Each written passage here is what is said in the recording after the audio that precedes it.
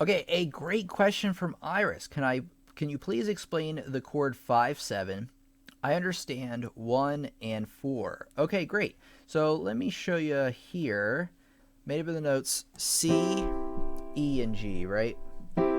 Pretty easy. That's a 1 chord. It's built on the first note of the scale. The 4 chord, you go up 4 notes, 1, 2, 3, 4, and that's an F major chord in the key of C, so you just go up 4. So obviously with a 5/7, right, you're going to go up 5 notes up the scale, and you play a 5 chord, which happens to be G major. If you don't know what I'm talking about the chord progressions, I'm going to put a link in the description to a lesson about building these chord progressions so you can learn more. But here we go. So we have the 5 chord. Now, what is that 7 about, right? That's weird.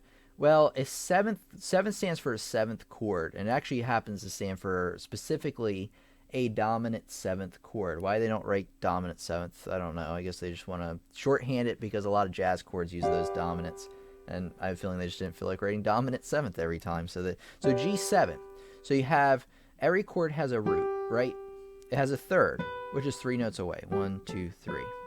It has a fifth, which is 5 notes away. And it also has a 7th, which is 7 notes away from the original note you're starting on, the root of the chord. 1, 2, 3, 4, 5, 6, 7.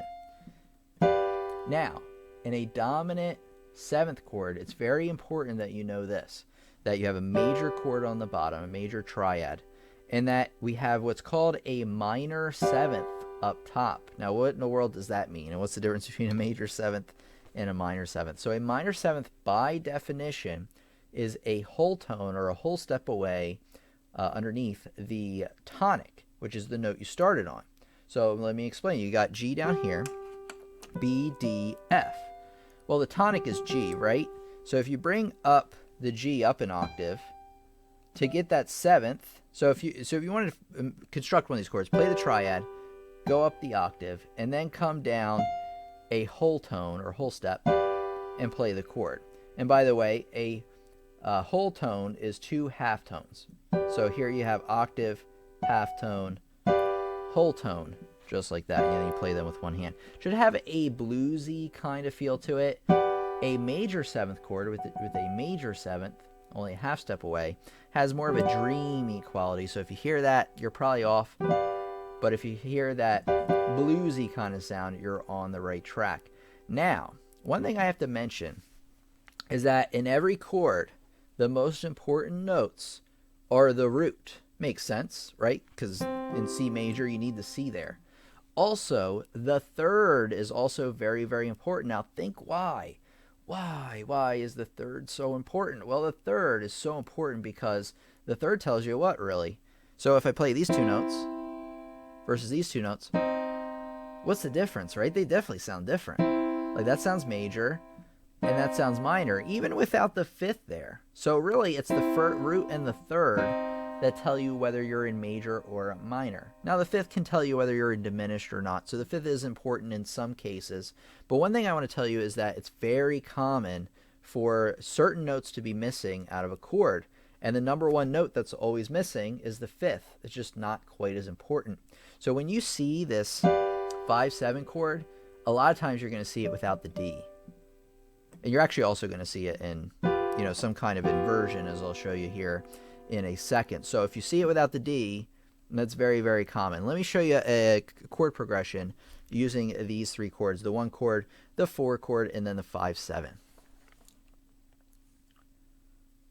Okay, so here we have the 3 chords we need. We got C major. Now, that's F major chord, but something's weird about it, right?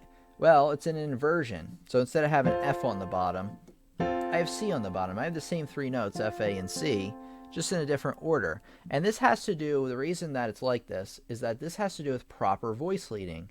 And I'm going to get in a whole lesson in on itself, but just know that the general practices of voice leading have to do with one thing: moving between chords in as little movement as possible. Chords are lazy. Not really, but think of them that way.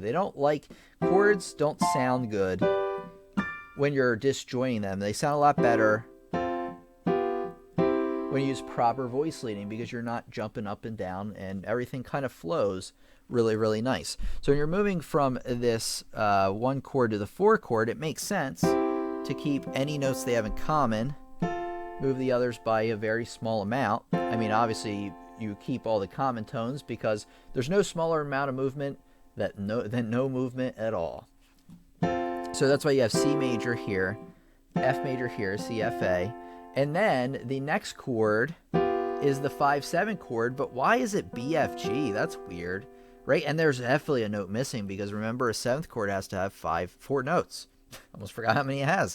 It has 4 notes in it. Why are there only 3? And which note is missing? Well, remember from a minute ago that I said the 5th is almost always missing. And in this case, if I played the 7th chord in root position, this G7 here, the D would be missing. And hey, take a look here. The D is missing.